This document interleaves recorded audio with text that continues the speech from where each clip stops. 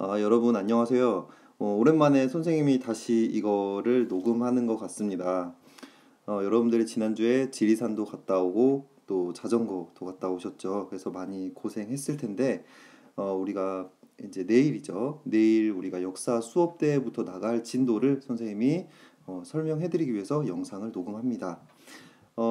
여러분하고 같이 저희가 공부할 내용은요, 바로 통일신라가 이제 만들어지고 나서 고구려 백제까지 통일하고 나서 발전하는 과정에 대해서 이야기를 하려고 해요. 그래서 여러분한테 이야기해 드릴 것이 총 세 가지로 나눠집니다. 첫 번째는 통일하고 나서 왕권이 굉장히 약해졌거든요. 약해질 수밖에 없는 이유가 있었어요. 왜냐하면 통일을 하기 위해서는 고구려와 백제를 물리쳐야 했기 때문에 신라의 병사들이 많이 죽을 수밖에 없었겠죠. 게다가 이 신라를 도와줬던 당나라가 있었는데 이 당나라의 세력을 또 기벌포 전투와 매소성 전투를 통해서 쫓아내야 됐기 때문에 사람이 많이 죽을 수밖에 없었습니다. 그래서 왕의 권력도 약화될 수밖에 없었죠. 그래서 이 통일 이후에 어떻게 해서 왕권을 강화시켰는지, 두 번째는 왕권을 강화시키기 위해서 어떤 제도를 만들었는지, 그리고 마지막으로는 왕권이 강화되고 나서 이 주위에 있던 나라들하고 어떻게 교류를 했는지를 선생님이 설명을 드릴 겁니다.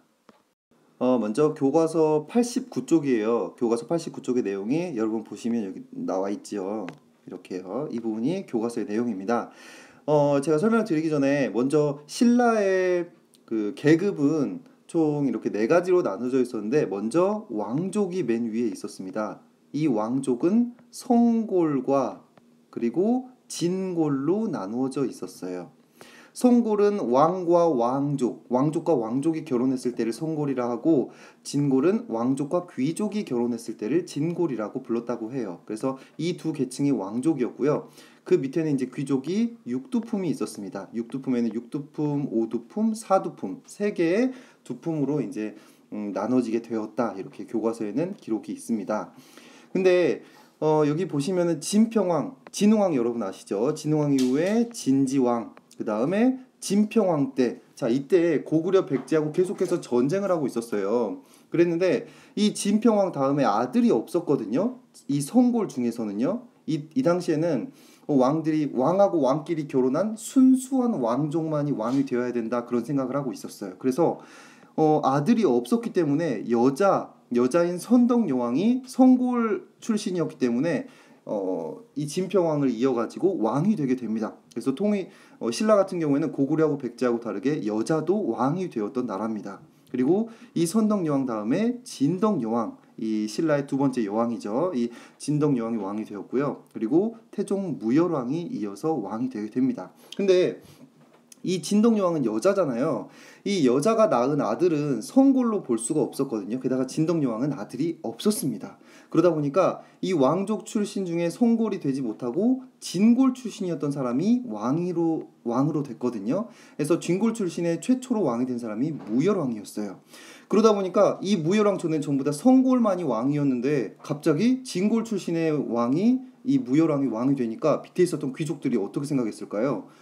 뭐야? 진골도 왕이 됐어? 그러면 이 진골이 귀족하고 왕족이 결혼한 거니까 우리 귀족들도 왕이 될 수 있겠네? 하면서 왕권이 약화될 수밖에 없었겠죠.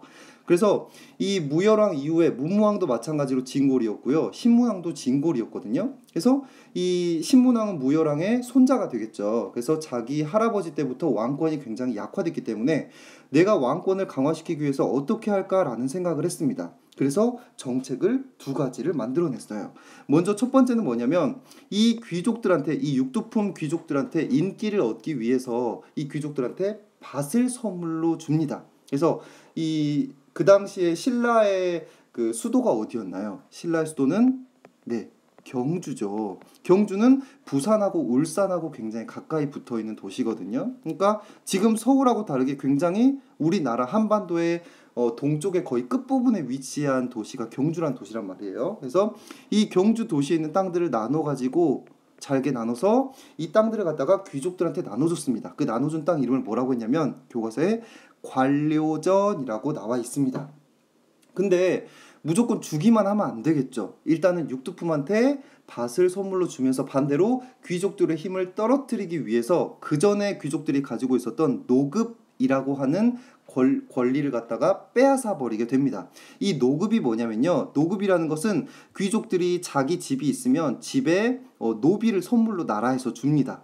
노비들을 이제 귀족 계층에 따라서 노비를 선물로 주는데 이 노비를 마음대로 부려가지고 이 집에서 농사도 짓게 할 수 있는 권리가 노급이에요. 게다가 이 육두품 귀족들이 자기 집 주위에 살고 있는 사람들한테 세금도 거둘 수 있는 권리가 노급이었어요. 그러니까 이 노급이라는 제도를 잘만 활용하면은 이 귀족들이 왕보다도 더 높은 권력을 가질 수가 있었고, 이 노비들을 군사 훈련을 시키게 된다면 자기만의 사조직인 군대를 갖다가 만들 수가 있었어요. 왕의 입장에서는 무서울 수밖에 없었겠죠. 그래서 이 노급을 폐지시키게 됩니다. 이 두 가지 정책을 하는데 어떤 왕 때 했느냐가 중요합니다. 바로 신문왕 때 이 관료전을 지급하고 노급을 폐지하게 됩니다. 자, 관료전과 노급이라고 하는 단어를 꼭 기억해 주세요. 자, 그 다음으로 통일이 되고 나서 통일 신라에서 했었던 정책들을 우리 오늘 두 번째 학습 목표였었던 통일신라의 통치 제도에 대해서 말씀을 드릴 겁니다. 아까 신문왕이 왕권을 강화를 하기 위해서 첫 번째로 관료전을 지급하고 노급을 폐지했다. 이 두 가지를 제가 말씀을 드렸죠. 이번에는 어떤 거를 말씀을 드릴 거냐면요. 그 전에 신라에서 회의를 하던 회의 제도가 있었어요. 이 신라의 회의 이름이 뭐였냐면 화백회의였습니다. 이 화백회의는 귀족들이 모여가지고 나라를 어떻게 이끌어갈 것인지를 모여서 이렇게 주최하는 회의가 바로 화백회의였거든요. 근데 이 화백회의에서 귀족들, 육두품들이 다 결정한 대로 나라가 이끌어가게 되면 왕권은 당연히 약화될 수밖에 없었겠죠. 그래서 당시에 왕이었던 신문왕은 이 화백회의의 기능을 약화시키기 위해서 정책을 하나 만들어냅니다. 그게 어떤 정책이었냐면 왕 바로 밑에 있었던 장관이에요. 지금으로 따지자면 장관인데 그 당시에는 중시 또는 시중이라고 불렀습니다.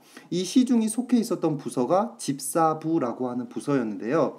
이 집사부에 있었던 시중이라는 사람이 주도를 해가지고 이 귀족들하고 모여서 회의를 해라, 따로 다른 회의를 만든 겁니다. 이해가 되시죠? 그러다 보니까 이 집사부에서 근무하던 시중은 왕 바로 밑에 있었기 때문에 당연히 왕의 입장을 대변을 했겠죠. 그래서 왕권은 강화가 되었고, 그리고 귀족들의 권한은 약화될 수밖에 없게 됩니다. 이게 왕권 강화를 위한 첫 번째 통치제도 중에 하나라고 볼 수 있겠습니다. 자, 그 다음 두 번째는 뭐냐면요. 이 신라라는 나라가 고구려하고 백제라는 나라를 포섭해서 하나의 국가가 되었잖아요. 여기 지도 보이시죠? 근데 그 전에 고구려나 백제 같은 경우에는 땅을 여러 개로 이렇게 나눠서 살고 있었기 때문에 통일이 되고 나서 다시 한번 이 토지를 정리할 필요가 있었습니다. 그래서 전국을 9개의 주로 나눴고요. 그 밑에 군과 현을 두었다라고 되어 있네요. 그래서 그 9개의 주의 관리를 파견해서 지방을 통제하도록 했다고 합니다. 그래서 보면은 한주, 삭주, 웅주, 무주, 강주, 상주, 명주, 양주 이렇게 9개로 나눠져 있는 것을 볼 수가 있는데 지금 8개밖에 동그라미가 없을 거예요.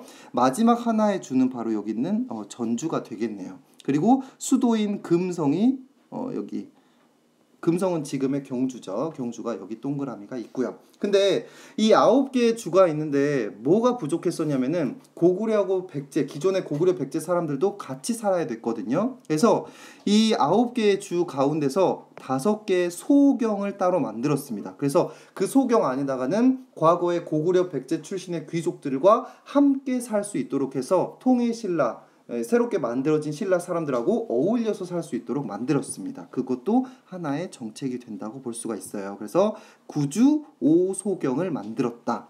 자, 그리고 세 번째는 밑에 보시면은 군사제도가 나와 있죠.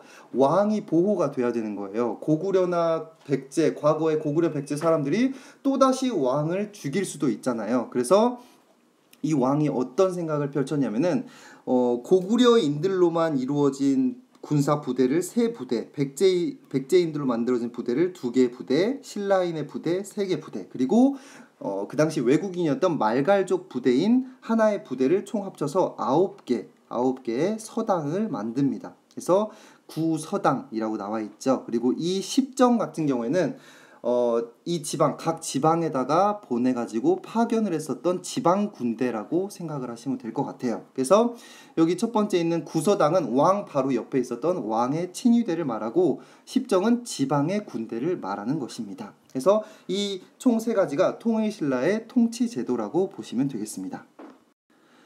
제가 오늘 이제 학습 목표로 제시했던 마지막 세 번째 통일신라의 대외 교류에 대한 것인데요.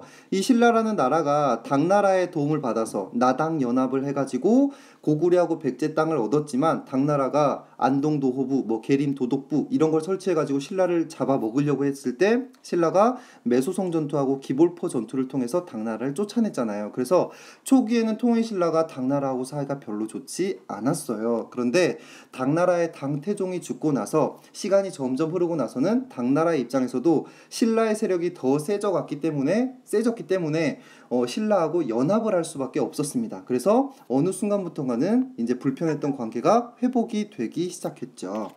자, 근데 이 신라 같은 경우에도 당나라의 입장을 받아들였어요. 왜냐하면 당나라도 무시할 수 없는 거대한 세력이었으니까요. 그래서 무역을 하기 시작했는데 그 당시 수도가 금성, 경주였잖아요.